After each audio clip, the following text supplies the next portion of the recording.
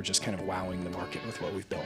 If you're doing a strong founder-led sales motion, the hardest thing to scale is yourself. I did not expect it to go viral, and it did. And the number of people who come up really excited about Gaia, but are in year 3 of a 15-year contract or a 10-year contract is shocking. I'm only one person. I can't be at every single trade show all the time. So I thought to myself, how do we scale this? I'm not convinced we'll ever hire an SDR. Where we are right now, kind of transitioning from that seed to Series A stage, go-to-market motion. I never thought to ask the question. Behind the scenes, it was a small group of people that were doing it. I want to know how this insane growth actually happened.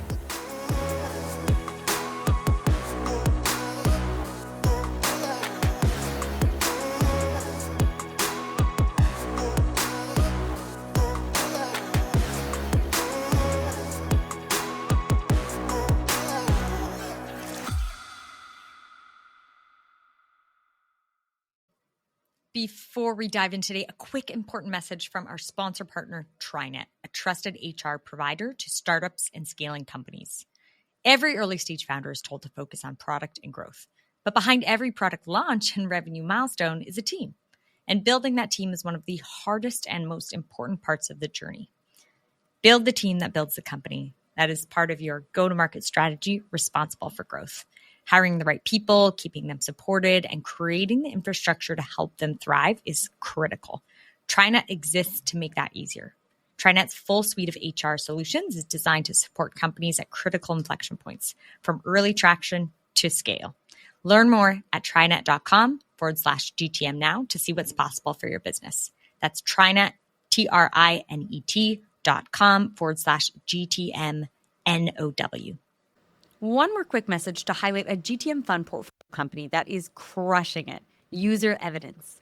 67% of sellers have watched a deal slip through their fingers because they couldn't provide relevant, specific customer proof. User Evidence is helping the teams at Gong, Ramp, Splunk, and many more avoid this fate. User Evidence is the customer evidence platform for go-to-market teams that makes it easy to collect customer feedback throughout the customer lifecycle, curate the best proof points, and share it with your go-to-market team to use. When asked about how Gong uses User Evidence, Udi Ledegor, chief evangelist at Gong, who is also part of the GTM Fund community network, said, User Evidence helps Gong showcase the value our platform provides by generating high-quality customer proof. With the ability to scale content creation, we can dedicate more time to enabling our sellers and building relationships with advocates. Trust is everything, and your customers are the best source of trusted feedback. Highly recommend you check out User Evidence, the customer evidence platform. You can do so at userevidence.com/GTM now. That's userevidence, all one word, .com/GTMNOW. Now, on to the episode. Wow. The feedback from last week's episode, where we pulled back the curtain on a private episode from GTM Fund's annual general meeting, AGM, was incredible. So, this is another special episode from the AGM.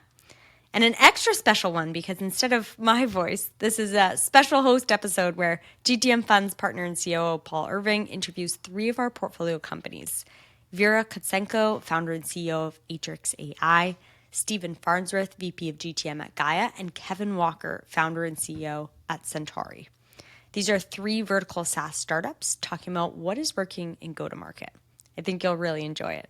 It's my honor to be up on the stage with three of my favorite people we're very lucky to work with, but also do this particular panel.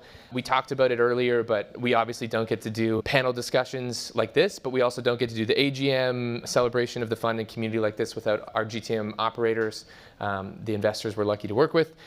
The same should be said, and maybe even more so, of the founders that we're very grateful to be working with as well. So we're going to talk about 3 of those teams and companies with a specific tone of what's working in GTM for everybody right now. And then maybe even some stuff we'll end at the end of what are the focus areas from here going forward, because we do have a lot of valuable people in this room, a lot of people who can make connections, introductions, hopefully unlock some of that value for you. So if we speak it into existence, maybe we can get some connections made in the happy hour after this.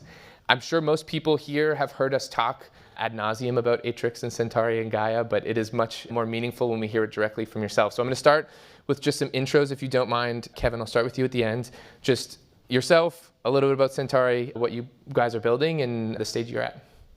Great. Well, great to see everybody. I'm Kevin Walker, founder and CEO at Centari. I started my career as a practicing attorney doing M&A at Paul Hastings and then went in-house for most of my legal career. Founded Centari primarily to tackle some of the problems I felt as an attorney, and particularly around deal work. So Centari is a platform for deal intelligence. So it serves transactional practices at large law firms and pretty soon financial services. So great to be chatting with all of you.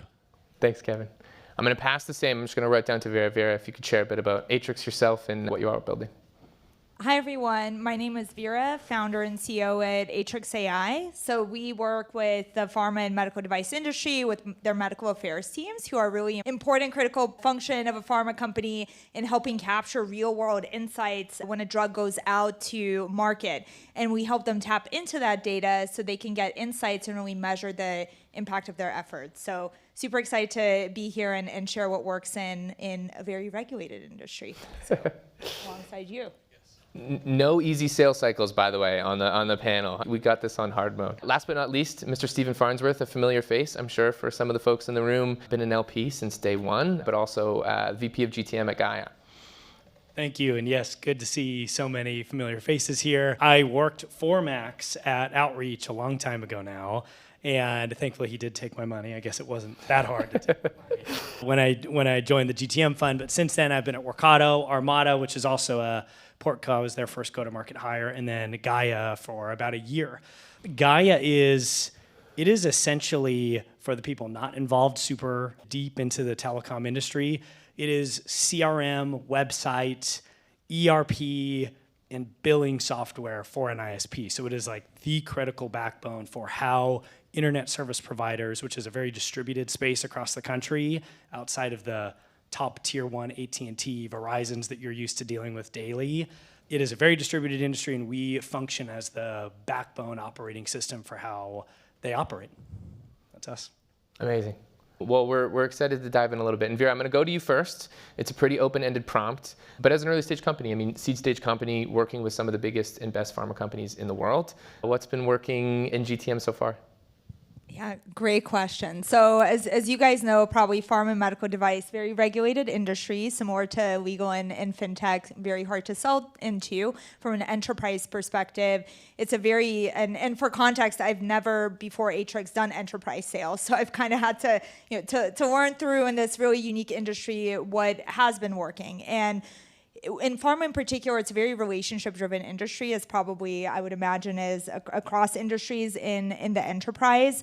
And what we've seen really be effective in building relationships outside of the in-person trade shows, right, and all of that you've probably already heard of, is really starting to scale those relationships through producing things like content. So when we initially closed our first customer, I thought to myself, well, why did we close them? It was in person. I spoke on a topic of authority, which is AI in my case, and built credibility that way. I'm only one person. I can't be at every single trade show all the time. So I thought to myself, how do we scale this? So I started to create video content, and it's very cringe if you go, I'm sure, like way early on. But it's been a very effective way to, that over the last year and a half, has built kind of a following in AI and medical affairs space that has started to not only add oil to the kind of end-to-end top of funnel to contract phase, but also with customer success. And then recently, about maybe a month or two ago, I decided to run this little experiment where I've done a lot of trainings in these enterprises, had all of this content. So I was like, let me create a LinkedIn post talking about this book called AI and Medical Affairs. I did not have it written fully at the time. I did not expect it to go viral, and it did. So I think we had like over 1,000 people that were very relevant who commented, liked it, shared it. So that's an example of just from thought leadership and kind of content perspective, one way that I've seen be effective in pharma and scaling content. The ebook story is one of my favorite founder-led sales stories because honestly, Vera wrote this LinkedIn post about a very real book that didn't exist about AI and medical affairs, and then had so many potential customers commenting underneath, like, please send, DM me, and Vera sent a screenshot over to us and said, I guess I need to write a book this weekend. And she did. I mean, how many pages was it in the end? I think it's like 315. I was expecting to get like a 35-page PDF, and I got sent a 300-page book. It's just really neat because you're experimenting a little bit before you go out and do that work because you have limited resources to invest in go-to-market, of course. So where you focus your time is important. So you found the demand first and then backfilled it. And it's been, I know, a pretty cool source of top of funnel for you and the team. Kevin, I'm going to pass it over to you because in a similar state, I mean, at the seed stage, you were working with some of the biggest and best law firms in the world. What was working in the early days of go-to-market for Centari and yourself? Yeah, so very, very similar. Those first deals being very relationship driven, law being highly regulated and very skeptical. Lawyers are skeptical of many things. If anyone here, are there any lawyers here? Just out of curiosity, just two of us. All right. Oh, there's a few more. Okay, good. Not to out everybody at once, but it was a matter of going to. It's also a very closed network. So the large law firm space, there's 100, 200 large law firms. They actually have pretty deep spend on software. So much larger than people typically realize. So they go to the same conferences, they kind of go to the same dinners. So the first few deals was very just, me building those relationships. I think we took the same cookies from Maman Bakery to every conference we went to. So we kind of became known as like, oh, it's the Centari cookies. So that really worked. And that got us our first marquee customers and then showed up with a product that we had conviction in, that the customers believed in. It became a flywheel word of mouth. So that was the first, kind of our first few innings. And now we are in the mode of starting to scale sales and go-to-market. So we just made our first two strategic, senior AE hires and building that playbook, kind of coaching them on my, how I did founder-led sales. I watched every GTM fund, video and training and was talking to Paul, every other week on how to approach this, these first hires. So that's where we are right now, kind of transitioning from that seed to Series A stage go-to-market motion. It's a really interesting time, I think, for legal tech as well, generally, just because if you look at from a technology perspective, it is a fairly intuitive application of some of the AI, both foundational models, but some of the other options there are available to those individual law firms. But they're probably having to make some difficult decisions. I'd love to get the sense of what you're hearing of just build versus buy for some of these enterprise law firms. Yeah, so this has been really interesting, and I'm sure this is going to resonate for other verticals as well. But we are seeing, those firms where there's someone in the firm who has a pet project and really has the edge to build something, and maybe they used to be a PM somewhere, and now they want to, bring that skill set to a large law firm that they want to shake up. And eventually, the firm realizes that they are not a software company, that they are, not a product company. They're a services business for clients. So, and usually those projects fail from what we've observed. But we occasionally see firms try to do it, and then they come to us after it has failed, and we're kind of stepping in as the buy decision. So that's most common. There are a couple firms in our industry that are truly building like software teams from the ground up and hiring armies of data scientists and engineers. That's very rare, but we have seen a couple of examples of someone gets a bee in their bonnet to go build a Gen AI tool end to end, and in our case at least, usually it doesn't work out for them. It's something that we're seeing, I think, in a lot of different areas and verticals, and I'm sure some of our GTM operators that are in the crowd would say the same thing, where there's a subset of customers that want to build it internally, they want to try it themselves, but it's not just the build, it's the execution of it, the quality of it, but it's the maintenance of it too, and you need to invest, I think, far more than people think when you hack together something over the weekend to really be sustainable, especially when you're talking about, really big customers and firms. Stephen, I'm going to kick it to you here because I think Gaia is an interesting go-to-market approach. And I remember talking to you a little bit about it in the early days of, you're building core infrastructure software for these telecom companies, but there's not an infinite number of potential customers that are out there. So how does it change the way you and the team have thought about go-to-market when it's, a smaller pool of water, so to speak, but still, really big fish that you're going after? Yeah, just for context, there are 2,200 ISPs we can sell to in the US. And that's our TAM in terms of who's actually in a buying cycle and is maybe potentially in market this year. It's probably just a couple hundred, which is why traditionally this space it's a very distributed space in terms of our competitors.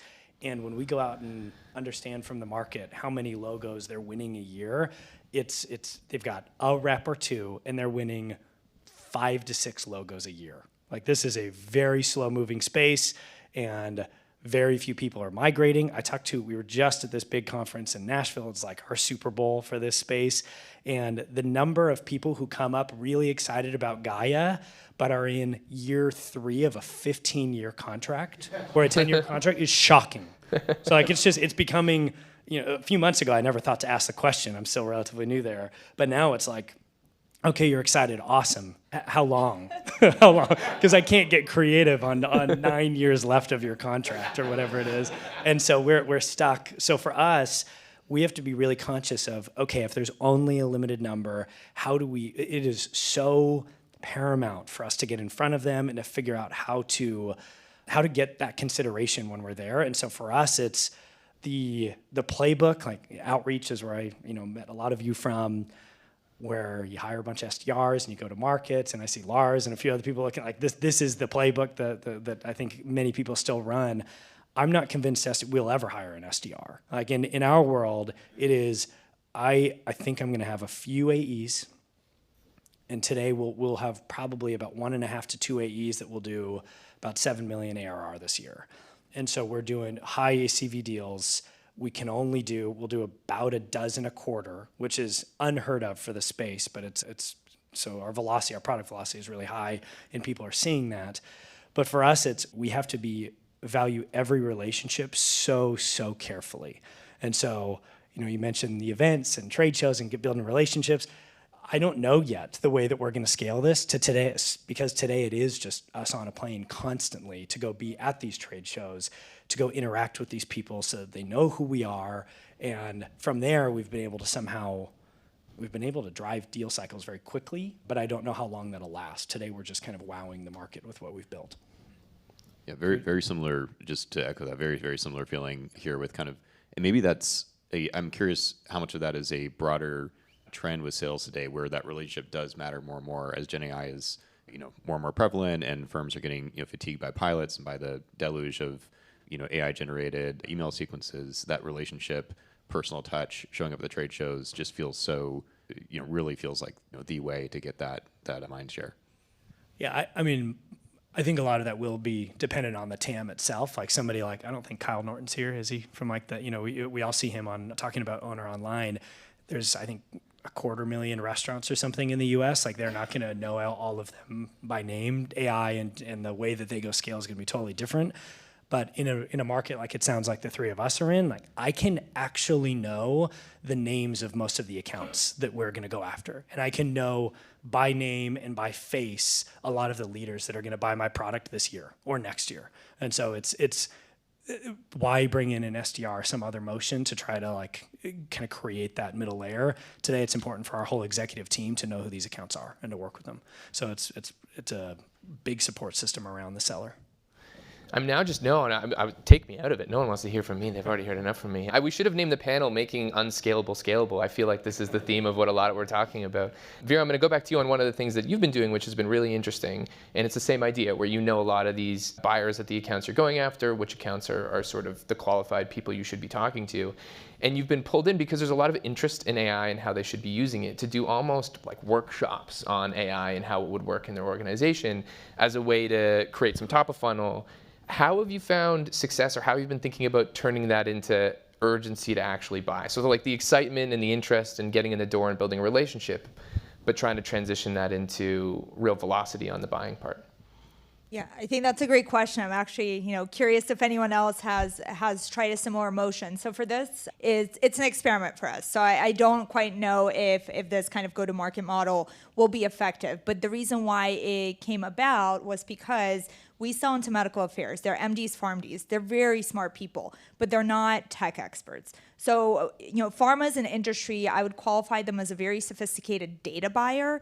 They understand data, but they're not sophisticated software buyers, and especially medical affairs. So when we're trying to sell a solution that is a sophisticated AI solution, the way that it has to be sold, there's some educational components that have to be involved to also create signal through noise of all the other vendors that are like, we have all these AI solutions, and it's just a GPT wrapper, right? But medical affairs they don't have the language or the framework to evaluate that. So anyway, so we started to get requests to do AI trainings for medical affairs teams within the organizations. And the hypothesis ultimately is, one, would that help us get into the account to meet everyone there and be on the ground within the organization, them talking about their confidential stuff within those confines. to be able to then gather intelligence to qualify or disqualify them.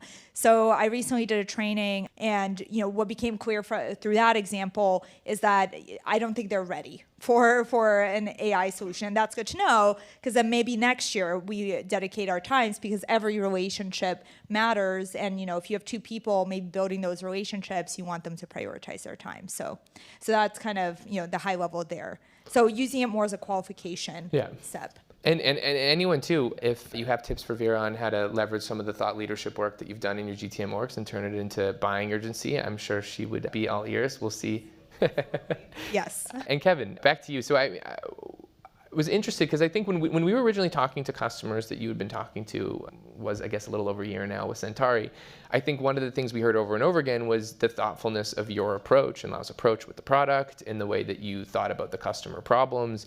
And it felt a little bit like some of that stemmed from some of these big firms having to make a lot of technology decisions really quickly and wanting to feel like they're being sort of heard or understood. I'm curious if you've heard like what frustrations you've heard within the enterprise buyers and legal tech over the last little bit.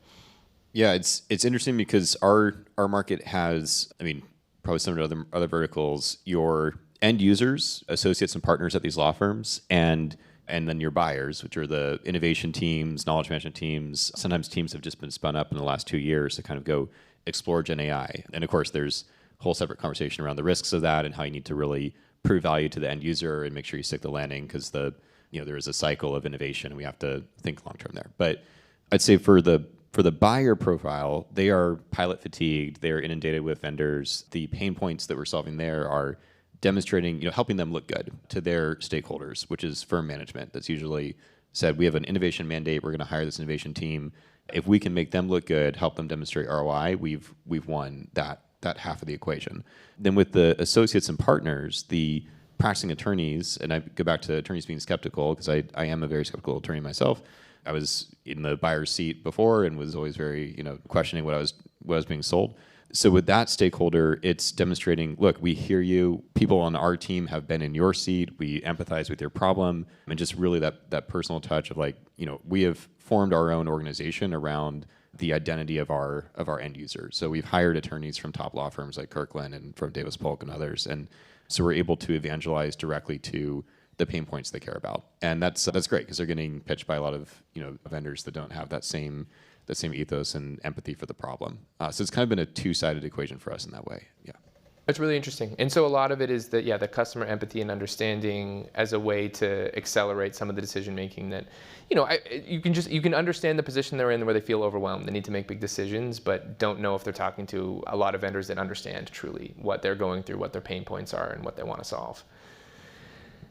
Steven, I'm going to go to you. We got the Centari cookies, and now we might get the Gaia donuts, I think. I had dinner with Marc-Andre, the founder of Gaia, last week, and he was telling me about the Donut Playbook. So I was going to ask what's working for Gaia, but I think I might need to spill the beans on the Donut Playbook as well. Probably not prepared to call it a playbook. Oh, hey, we just did. But there are, again, a few number of accounts that matter to us. I just tried this out. It was maybe a dumb idea, but I think it got us some really great exposure. Since we've hired our second rep, it's allowed me to not have to be at every single trade show. And so I've asked the reps recently, hey, where can I be? Is there some account that you want to break into, or an account that if I could be on site that I could go accelerate the deal? Where should I go while you're out at this next event? And so I've recently been down in a big drive through southern Utah. I showed up in Sioux Falls, South Dakota, and then done an Oklahoma City to Dallas drive. And in each case, what I've done is, before having planned any sort of trip, we've manufactured some interest with a key account or two by saying, I'm going to be in town. And I'm sure everyone's done this lots of times. And then, of course, they say, yes, I'd love to go to dinner. And then I book my flight and say, okay, I'm going to be there. And so I go and meet one or two of these accounts. But if I'm going to be there and I've got a breakfast and a dinner, I have a whole day to fill. So this AI has been actually relatively difficult for us to apply in our small TAM business, and I'd love ideas from many of you. But one thing it has been helpful for is when I have a specific location in mind, I can say, help me understand all the different accounts and their locations, their office locations, because most of them have physical locations for us, that are within an hour or two of this area. I go call the local donut shop. I buy 15 to 20 dozen donuts. I get a rental car, and I am meeting for breakfast with one of these accounts, and then I spend the next 9 hours driving around in a circle around these little, rural areas and dropping off donuts with some brochures, my business card, whatever, shaking the hands of the people at the front desk, who in many cases are our customer service reps who interact with a lot of what we do. Again, these in many cases, we may have a high ACV, but the business might be 50 people in many cases. And so if I do this right, the CEO, the leaders, they know about us. And then if I go do this at multiple locations of the same account, they're all sending each other messages. Hey, did you guys get donuts? Who showed up? And so we've driven some real interest and awareness at these accounts that just never would hear about us. They may never actually go to these trade shows through us just showing up in this random city that no vendor has any business showing up to. But the fact that we're doing this in a more efficient way around these other meetings has been something that's allowed us to drive some real pipeline and awareness for the future. And so that's, again, it's not... That sounds like a playbook. I've got to figure out more. We pulled it around. That sounds like it's. We have a Notion doc to try to capture what we think could become a playbook, but it's something early we've done, and it's allowed us to start getting in front of people that we just wouldn't otherwise be able to capture and talk to. It builds a lot of credibility for at least our brand in the space. And a very important follow-up question: did you bring donuts today, Stephen? I didn't, and I put them in the trunk so that I don't eat a whole box. I'm driving around. That was like the learning from the first one. I didn't, and Kevin, Vera, I'm sorry, I'm going to do this. I didn't prep you for this question, but I think it's a really interesting one because we talked about how difficult it is to scale some of the founder-led sales stuff that you're doing. And both of you identified hiring a chief of staff as actually like one of the earlier hires that you did to help scale. And I just would love to, not even the what, but like the why of sort of where that became a really important first hire. And Kevin, I'll start with you. Yeah, we just made our first chief of staff hire about a month ago, who's fantastic and works here in New York with me. And it was that becomes, if you're doing a strong founder-led sales motion, that is the hardest thing to scale is yourself, of course. And so having someone who you can really rely on to start to scale everything else that you would be doing. And this particular hire we made was one of the first employees out of fintech a number of years back, and kind of was there, soup to nuts. So really saw that. We looked for someone who had been on the 0 to 1 startup journey in particular, so we weren't trying to find someone who was going to learn startups for the first time, as someone who really knew how to be successful at this stage of the business and hit the ground running. Because critically for me, it was I don't want to have to train anyone on the job at this stage. We need someone who are doers on day one. So that's been really, really effective and helpful for us. That's awesome. We should exchange notes because we're still recruiting. So if you guys have any good chief of staff candidates that have early stage startup experience, please, and also enterprise or B2B would be super awesome. But very similar, I think I'm the one go-to-market person at our company. We're very engineering product heavy from like a headcount perspective. And the hardest thing to scale with founder-led sales is your time. So really having someone come in who can put processes around some of the things we see working, like a Donut Playbook. I will say I tried candles. I did make candles for prospects. I will not say that that's a playbook to follow, though. But I think in a similar vein, the chief of staff ideally could be someone to scale the go-to-market operations, and if they can support the relationship management piece and really have executive presence, I think that's a nice to have. But then I think maybe that veers a little bit more towards like the true sales side from a higher perspective. So.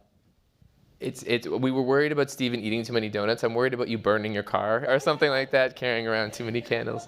I know we just have a couple of minutes left, so I wanted to end on just sort of where you and the team are focusing most of your efforts, or sort of what are the big strategic initiatives on the revenue side of the business that you're spending a lot of your time on right now. And I'll start, Stephen, with you. And the idea is I would love to hear if anybody in the room, in the happy hour later has some ideas for these. But I wanted to end on a note of what's the big initiative for the team right now.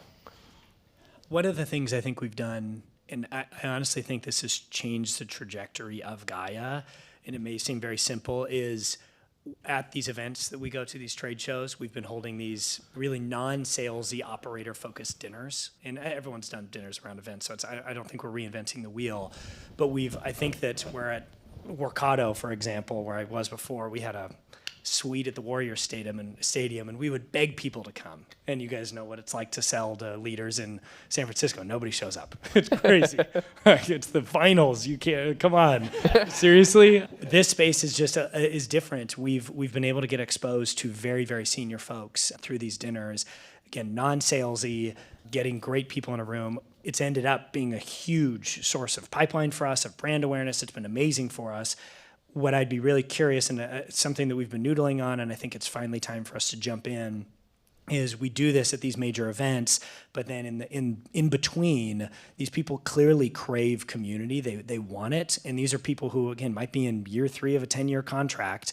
They have no interest in Gaia in the near term, but they want to be part of this. They want this community, and again, in a B2B tech world, say, great, let's start another Slack group, and it's one of my 10 that I'm in, and I can see that is not the case here. They're using different tech. We're not quite sure the best way to do this, and so I'm really curious for people who have created this feedback cycle of dinners and communities and local events. We need to do this, and I'm not quite sure the right way to do so yet. But that is going to be an initiative that I take very, very seriously, to take my accounts that will, that I hope are friends of ours and prospects of ours for, in 5 years and want to work with us.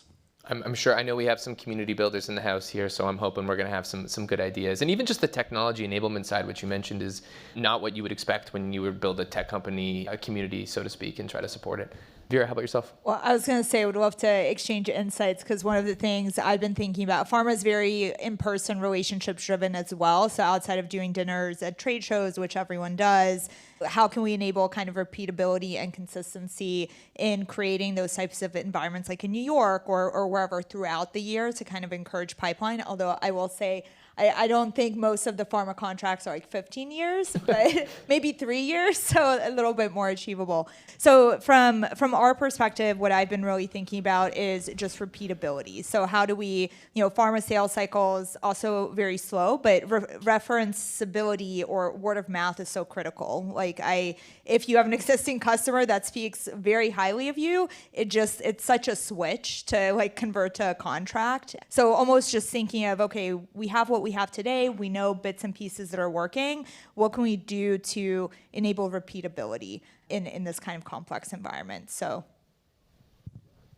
great. Yeah, I think for us, we are starting to pursue a market expansion play into financial services. I think I mentioned earlier, and it's a very interesting problem to solve, where you have a kind of a playbook that's working for one vertical. You have a product that can very well be deployed at a different vertical, but trying to attack that in a way that's not too distracting and doesn't cannibalize the core market that you've built.